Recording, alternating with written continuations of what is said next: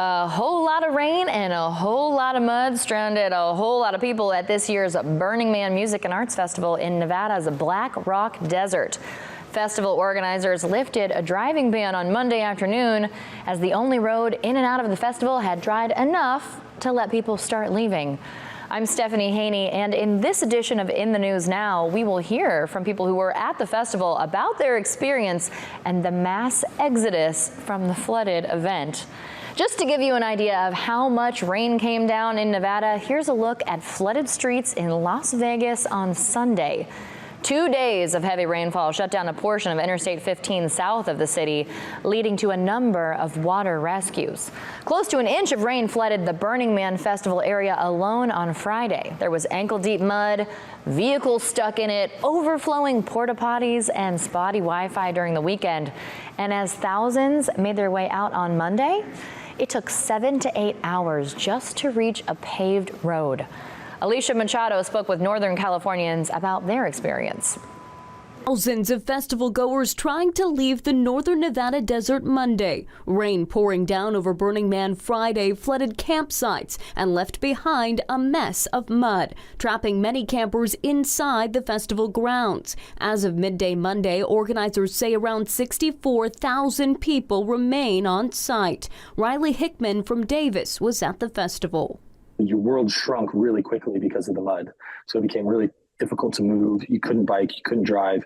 I don't have a car, how can I get out? Hickman decided to walk this weekend, making his way through the thick, sticky mud in the desert. I walked out basically with my feet in plastic bags and socks. And the nearest town was like 10, 11 miles away. It's called Gerlach. Hickman says he walked for about 2 hours until a Good Samaritan passed by.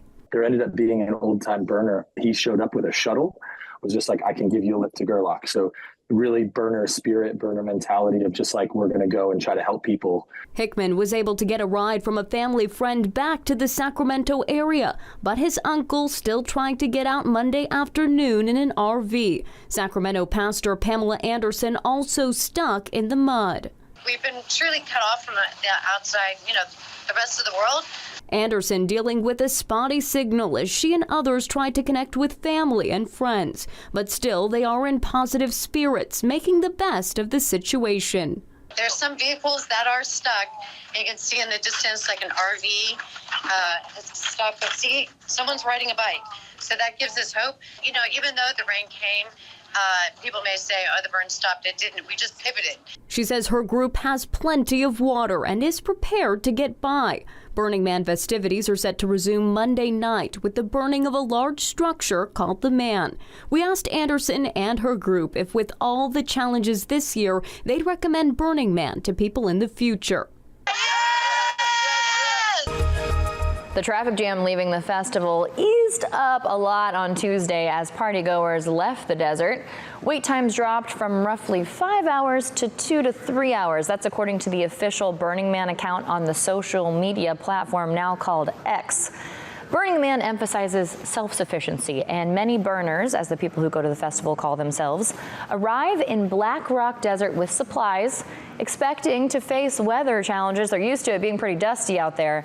Burners also say it's an event where everyone is part of a community and helps each other out. We managed to kill time together and also embraced the rain and the mud. We made the best out of it. Yes. I mean, the people in Burning Man are just the best. It took almost 8 hours, and we danced a lot on the way with different people outside our cars. And it's a little grueling, but energy of the spirit and people pick you back up. A bunch of friends got together and kind of pulled a big tarp over a bus for shelter. Some of us slept in our vehicles, and actually the rain pulled us all together. We all went out together one day, and it was my favorite day. We just played music and danced as we danced around Burning Man, and kind of like helping people be happier with the situations. It was beautiful that way. As you just heard, the heavy rain and mud did not dampen spirits for the people who went to Burning Man, and that includes one Arizona man who was at his 14th Burning Man festival. Bianco Buono caught up with Kirk Strawn, who says this year was actually one of his favorites. This is how Burning Man started for Kirk Strawn. Almost everything that you see in the city of Black Rock City, which is Burning Man, has been created by the people who are attending. The Valley physician and founder of Walter Productions, bringing his fiery art experiences to Nevada's Black Rock City, his 14th year going. It started as some of the best weather that we've ever seen. But the best would turn into the worst. The heavens unleashed a bit of fury and it rained nearly an inch. The more than 70,000 attendees asked to shelter in place. You take one step and you've got a platform shoe. Hundreds of cars stuck trying to leave. They just coat the tires with all of this, we call it playa, and it's sticky and sticks to the tire, yet it's so slippery that then the tires just spin. But so-called burners like Strawn not letting the weather rain on their playa parade. He says his camp came prepared for anything, including this, and helped any neighbors who didn't. It actually turned out to be one of my favorite years. It was just so very different, and we really got to know our neighbors and the people in our camp so much better. Festival goers given the green light to start leaving Monday, with wait times to get out of the venue as high as 7 hours. The famous ceremony of burning a large statue of a man rescheduled for Monday night. Strawn says he's staying for it, not burned out just yet. I'll never forget this one. And one death has been reported, but authorities said it does not appear to be weather-related. Bianca Bono, 12 News. 2 women from Maine were at Burning Man this year, and one of them told News Center Maine's Sam Olson she was shocked when people started messaging her to ask if she was okay. Despite all the mud, it was a time no one will forget, and according to her, the word stranded didn't accurately describe the experience. It's just the experience. I guess you come with no expectations and just enjoy. But as thousands of people flocked to the Nevada desert to enjoy the pop-up city, the area got 2 months worth of rain in just 2 days, something one Mainer says she could never have expected. I was not exactly prepared for the rain. Elizabeth Dean is from Hamden, and this is her second time at the Burning Man Festival. This time was a bit more of a muddy mess than her first experience. It's not like a sand, but it's more like a fine dust. And so when that gets wet, it becomes like a soup. A soupy mud, Dean says, reminded her of a spring mud season in Maine. While she says the closed roads in and out of the desert campout were a little unnerving, she never once felt scared. All of our phones blew up. You know, everybody's like, hey, why are they asking if we're okay? And we're like sitting around kind of going, we are way okay. Like, you guys all okay? The closures causing people to tap into one of the main principles of Burning Man, radical self-reliance. You bring the gear that you need. So water was not scarce. Food was not scarce. Bridget Rankowski of Portland says despite the rainfall, she only wishes she was able to spend more time in the desert. I think when people think of stranded, that's not kind of the accurate experience of everything. She says the environment quickly turned strangers into friends, saying she in no way, shape, or form was alone. Sam Olson, News Center, Maine. While the festival was not what either of them had expected, both women say it's on their list to make it out to another Burning Man festival in the future. Not everyone waited for the travel ban to lift before leaving the desert, and that includes some celebrities. DJ Diplo posted on Instagram that he walked 6 miles in the muddy desert on Saturday morning, and he was not alone. Comedian Chris Rock was with him. When they reached a paved road, a fan offered them a ride in the back of a truck.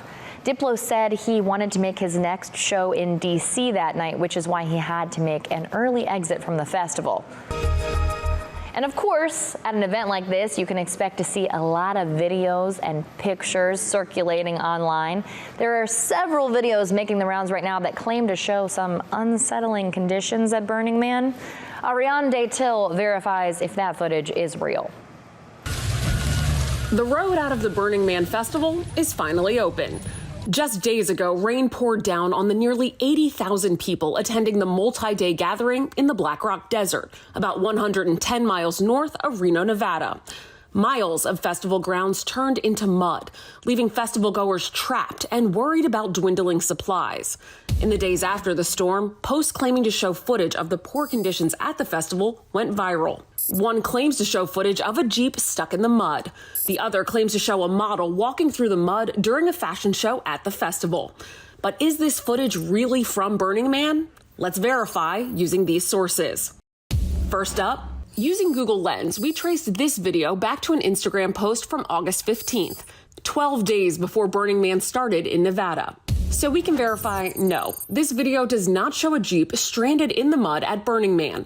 Next up, using Google Lens, we verified that this is footage of a real fashion show, but it isn't recent and it didn't happen at Burning Man.